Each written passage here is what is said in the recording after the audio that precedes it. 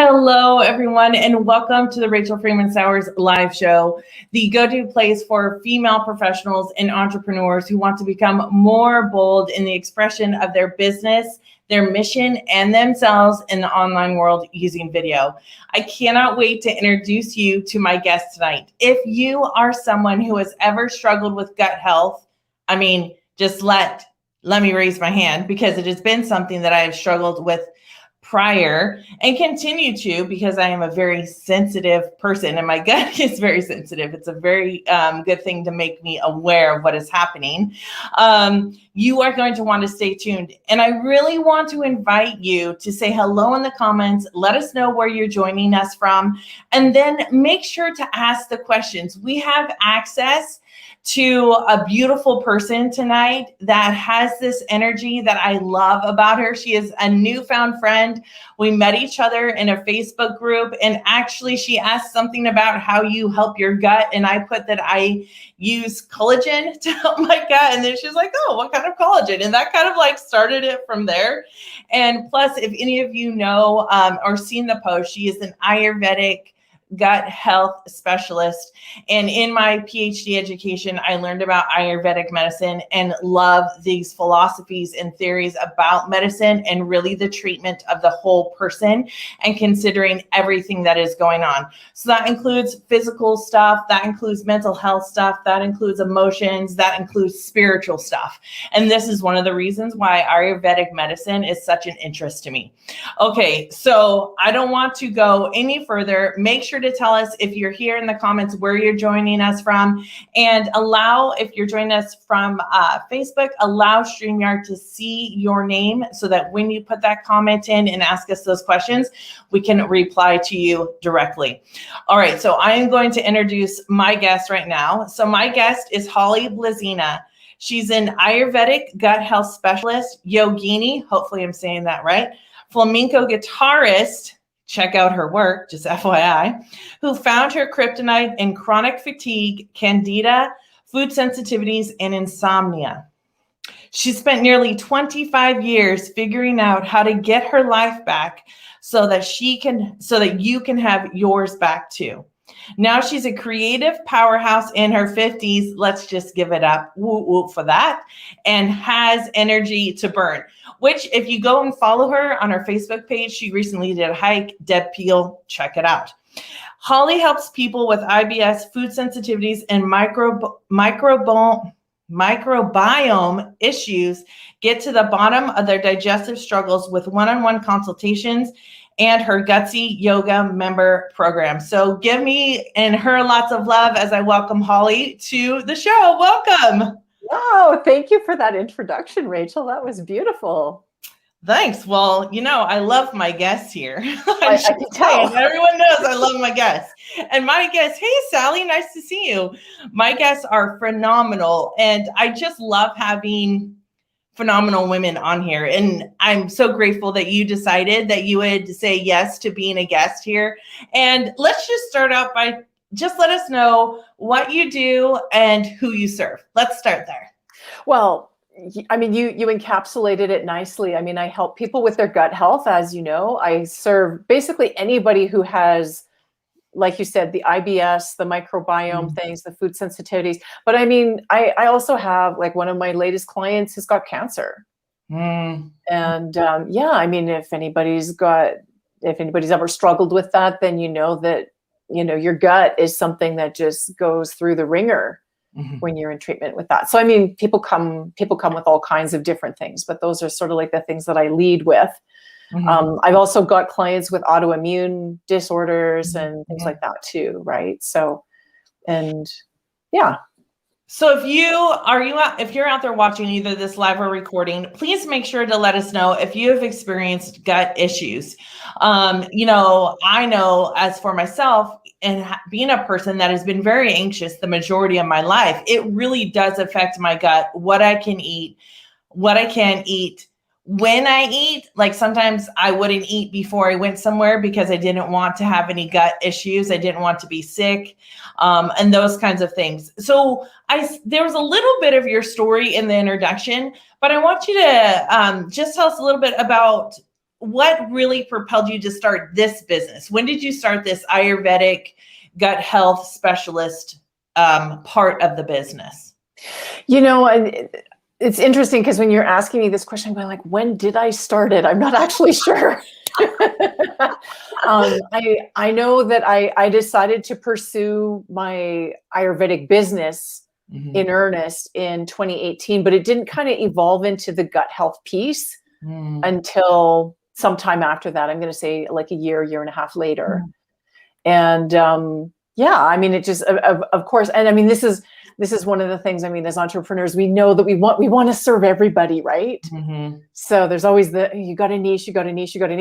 And what's so cool is that really, and it's like I niched without niching, because we all have a gut, and all of the issues that we have, they start in the gut. Yeah. You know, like I mean, I used to say that even car accidents start in the gut. Like you wouldn't think they do, but they do. Brain fog, car accidents, those things go together. Yeah. Right? Yes. Brain fog and being an entrepreneur, they go together. Let's just be real about something there. Well, yes. So tell me a little bit how, I know this, but I would really love to hear from you. How is the Ayurvedic approach to the gut different than, let's just say, like a Western medicine kind of approach? Well, the Ayurveda, first of all, let's just talk about Ayurveda broadly. So we rely on, or you know, basically there are 3 constitutional types. Every person is their own unique mix of those 3 types. And then in the work that I've done, I end up kind of zoning in on the gut. And I actually talk with my clients about digestive types. It's one of the first things I do with my clients when they come to me, is I figure out what is their digestive type and how does that impact their overall type. You know, because I mean, it's like, this is the thing, like, as you say, I mean, you were very anxious as a person. So right away, that points me in a direction, right? And, you know, and then it's like, here, we're not even talking about gut health. You're talking about anxiety. And I'm going, okay, I know what's up. Right. So there's that piece. But the other thing that's really important to know about the Ayurveda is that, and so we talk about the digestive fire. There's actually a Sanskrit word for it. It's called Agni.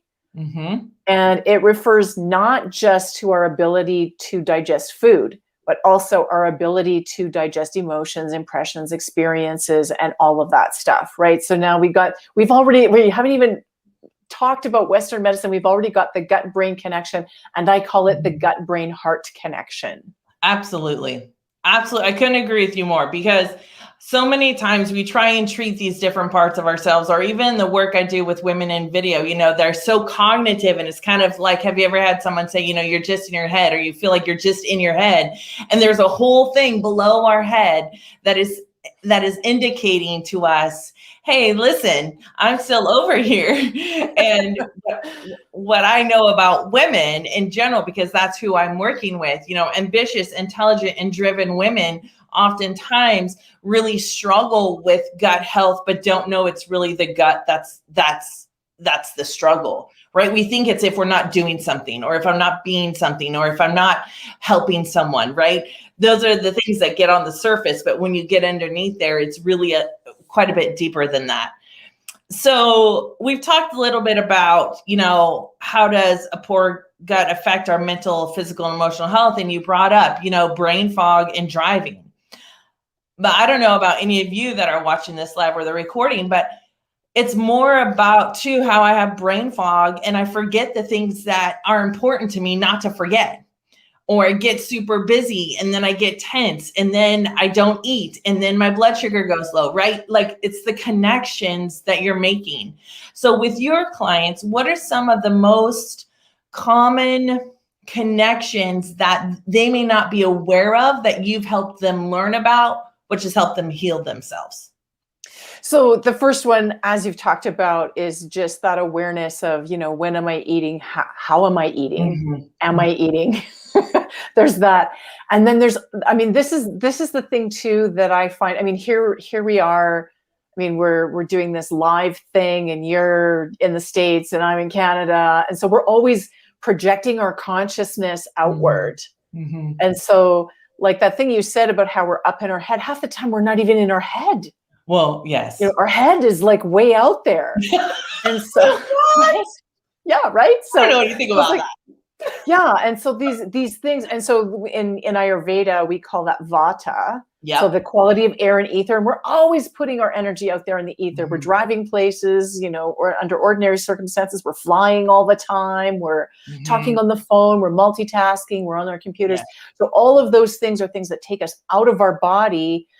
And one of the biggest mistakes that we're making around our gut health is that we think that digestion happens automatically, that it's an unconscious thing, when in actual fact, what we need to do a lot of times is just sit down and be with ourselves when we're eating our food, right? So that's even just that little lifestyle piece is huge. Yes.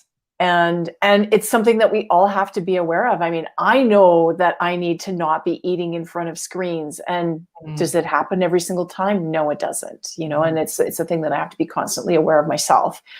And then the other thing that I consistently hear from women when we start talking about gut health, the first thing they talk about is they don't have time. They talk about it being, you know, like all this food stuff they have to do. They just say, well, it's such a pain in the ass, you know, to have to do this, right? And it's like, no, actually, it's not a pain in the ass to look after yourself. It actually feels really good when you start doing it. But we have to learn how to toggle better in terms of, you know, our business. Like a lot of times puts us in this like hard driving mode. And we don't want to get out of that. But then once you get out of it, it's like, oh, I was there, and it's not fun to be there all the time. Of course, it's fun to be there sometimes. Right. It's not fun to be there all the time. And then the biggest thing that I hear from women too is that in addition to running their businesses, they're busy serving their families, they're busy serving their partners. And then you start to hear about all the stuff the partners have going on, and the women, like, we're running this stuff through our nervous system. Yes. You know, and then you say anxiety. Well, you know, it's like and so one of the things that I do in my yoga practice, my own personal practice, and also the practice that I offer my clients, is we do things on a regular basis to upgrade and strengthen the nervous system so that we can like really deal with all this stuff, because women have always been, and probably will be for some time to come, like the entire energy of our loved ones, whoever we're plugged into, we're running all that energy through our nervous system. Yeah, that's one thing that I talk to my clients the most about, right? It's how not to just because it's a patterned way of being, a neurological pattern way of being, just to accept all of this energy. And when those shifts occur, you know, there's transitions and there's tension that can often take place. But when you are really considering your health first, it does allow you to take care of others better, if that is, you know, in whatever way that you choose to do that. I'm wondering how many women on here, the live or recording, have felt like they have taken on the majority of the responsibilities of things that maybe they've done it just because that's what they were taught, right? That's just what I do. This is just who I am. And I'm saying that if you want to change, it's only that way until you're not. And your gut health can be a major player in helping you just naturally, slowly, and surely changing these ways of being from the inside out. It's not just about the emotions that you feel. It's the whole system that's operating, right? And so I think you bring up a lot of great and vital things for us to be thinking about when we talk about the gut health and how we're interacting in the world, right? How am I interacting in this place? Well, absolutely. And I mean, the thing that you're talking about how, you know, this is what we've always done. I kind of think that, like, I mean, if you think about historically, there's a lot of survival patterns there. Yes. Right. And we're coming into an age where it's not about survival anymore. And so, you know, women traditionally, it was just like, well, the whole deal is to make sure your offspring make it. Nature doesn't give a crap if you make it or not. And I even told my daughter that. I was like, my only job, and I was a single mom for a really long time. My only job is to get you to be a productive adult. Like that was what I told her. Yeah. Yeah. And it doesn't matter if I make it. Yeah. Right. Like Right. I can perish in the process. Yes. And in fact, I heard that today, a woman said to me, I've sacrificed myself for so long. And the time that we were working together, she's like, I found myself again. But now she's like, I've gone too far on one side or the other side. So we're living in this dichotomous, and I can't speak for Canada, but in the United States, we live in this dichotomous world of black and white, right and wrong, good, bad, all of these things where we're operating on extremes. And in my experience, the majority of the time, our culture here in the United States and even in the online world is one of fear and scarcity. You're going to miss out if you don't buy now. But wait, there's more, right? Mm-hmm. There's all of this sensationalism, which then hypes up the nervous system. Mm-hmm. And so we all walk around like this the whole time and we're like, what's wrong with me? I don't know. Well, these are the things that are happening to us. But for us to pay attention, we have to be, I guess, mindful and conscientious and intentional, about how we care for ourselves. Well, and frankly, I mean, this is one of the things that I learned around, because you mentioned that I've had insomnia. Mm-hmm. One of the things that I've learned about myself, like it doesn't matter whether I do it or not, because my body mind is going to make me do it. Mm-hmm. I'm a person who absolutely needs, 60 to 90 minutes offline at the end of the night. Mm-hmm. And if I don't give myself that downtime, even if I'm out performing or something like that, I still need that time at the end of the day. Mm-hmm. And if I don't take it, like even if I go, I'm falling down exhausted, I can sleep, and I can, and then I'm going to wake up at 2 a.m. and the meat motor is going to be going, So anyone else? Anyone? That's happened to me before. So yeah. We talked a little bit about, your program, you offer it online. Let's talk a little bit about what role video plays in that and how we had a little bit of a discussion before this, the start of the show about people's talent or, like you're natural on video, you're a natural, whatever. But I would like for you to share some of your insights about what you think about that, because I think it's really relevant.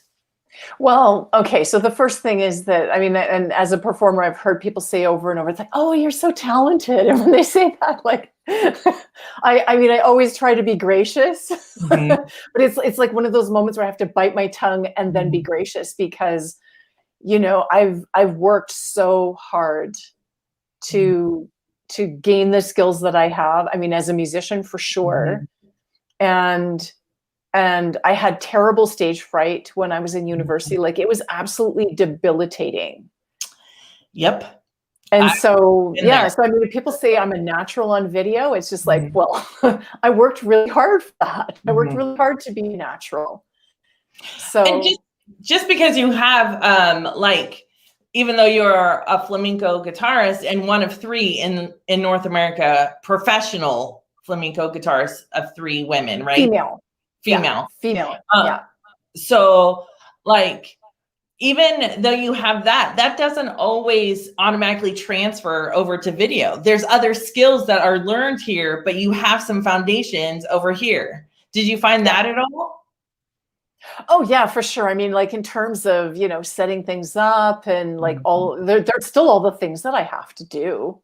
Mm-hmm. But people say, oh, you look so comfortable on video. It's like, yeah, I know, because when I was dealing with stage fright, I would way rather talk on stage than play. Well, there you go. You never know what it's prepping you for, right? So many things. Like I look back at my life and how many things now that I have been able to do and maneuver that really allow me to be here with the people I love being with the most, that really allows that to happen. So where does, if at all, any fear still show up in your business or your life? Oh, if at all, please, it shows up everywhere. Not to mention my gut, right? Yeah. But in terms of being specific, I have this fear of creating something and then not wanting what I've created. So, and being a multi-passionate entrepreneur, that's a very real possibility, right? That I'm going to create something and it's going to be too big for me to handle or too big for me to hold. And so, but this is, I mean, and I loved it that you asked me that question, Rachel, because I realized that the fear in that particular case, the fear is actually a pointer, right? Because when I find myself being afraid of that, then I say, well, okay, what's the actual danger here? And then how can I kind of dissect that a bit so that I can create the result I want? Like, I mean, at the end of the day, I mean, we all want to work the number of hours we want to work in a week. Yep. And so then, what does it look like for me to do this thing that, this new branch of my empire that's going to have me still working inside the appointed time, right? And I love that you brought that up because, fear and the gut are very much related, right? It's our instinct, it's our intuition, that vagal nerve that goes, all of those things that really make up this beautiful body of ours. And I heard something today from another person that I was with, and she said something very similar to what you said about fear, but it was more like about imposter syndrome. Like imposter syndrome is essentially the fear, right? And that really points you in the direction of your growth, because you wouldn't have imposter syndrome if you didn't have something really vital to share. Right. I don't have imposter syndrome about being up here and talking on video about emotions, because I know emotions like nobody's business. Right. That's been my career for the last 18 years. But if I get on here and start talking about my Canon EOS and how I've hooked it up and how I have magnificent cord management finally, and how I need to, like if I start talking about all of those things, sometimes I can feel like, well, do I really know what I'm talking about? And so that fear, like you said, can really point us in this direction of awareness and really where we may really want to go in our lives, and maybe not run away from that all the time. Oh, well, right? For sure. Fear is not a run away. It's a come closer. Not everyone thinks that, though. I know, but I have a thing for opening up a can of whoop ass on myself all the time, right? Oh my gosh, I'm gonna quote that. I could open a can of whoop ass on myself. I've not heard that since my father. Thank you so much for saying that. That is awesome. All right, so how do you use video in your business? In the last few minutes, tell me a little bit about that. I mean, one of the things that I've done, and since 2018, when I didn't know what I was going to even focus on with my Ayurvedic business, I started doing live streams every single week, like every single week, no matter what. So that's one area. I mean, I've also put a little bit out there on YouTube, like live music videos that I've done, that kind of thing. But, but I think it's so important. I mean, I back to the live streams, when I started doing those, I was saying to one of my business confidants, it's like, like I'm not getting a lot of traction for my live streams. He says, and I said I wanted to build my list with them. And he just said, forget all about that. He said, it doesn't matter. And he said, just keep talking about it, because then when you really have something to say, you're going to be able to say it. And people are going to start to listen. And I have to say, Rachel, it's been shocking, and it continues to be shocking to me. People say, oh yeah, I saw your thing on Facebook, or somebody sent me your video and said that I should watch it. And it's just like, how did I not know this? It's like, well, and so then this is a thing too that I need to maybe look at the insights once in a while. Well, and it's true. So many women that I work with, they're like, no one's watching. But I literally got a text today, and this person had referred me and sent me the picture of the text. And she said, well, you'll love following Rachel because she helps women get the F out of their own way. Right. And so she's like, I'm always thinking about how you're helping people. And I talked to another person, and it's like, I'm sharing your stuff because it's so helpful to me. And people are saying, so we don't always know. And that's the thing with video. You can go by insights and views. And yes, part of that can work, but it takes consistent showing up, just like you said, right? It takes consistent practice. So tell my audience one thing that they could do today to increase their gut health, and then tell us where we can find you, where they can find you if they want more information. Okay, so one thing you can do today to make your gut health better is spend the first hour, the last hour of every day, and your meals screen free. Right? Like when you eat, just eat. Don't be in front of screens. And so what will that help them do? What it helps you do is that it's like that thing that we talked about earlier about how we're always projecting our consciousness out of our body and in fact out of our mind. Then it brings us back home into our body. So we notice things like, oh, I'm feeling full, or it's like your body actually needs your love, you know? What? You know? Yes. Everyone, your body needs your love in all aspects of it. Just FYI. Yeah. So it's like we wouldn't dream of, like, if you had you talked about your daughter earlier. I mean, you wouldn't dream of just saying, okay, well, I'm on my, I mean, people do it. I'm on my screen, go amuse yourself, right? Well, go amuse yourself with your screen, right? Your stomach doesn't have a screen, right? Like, you can't just say, oh, go play in the corner and it's going to do your bidding. No, you have to show up for it. You have got to show. And this is the thing, is that, why wouldn't you want to show up for your food? It's awesome. Food is so good.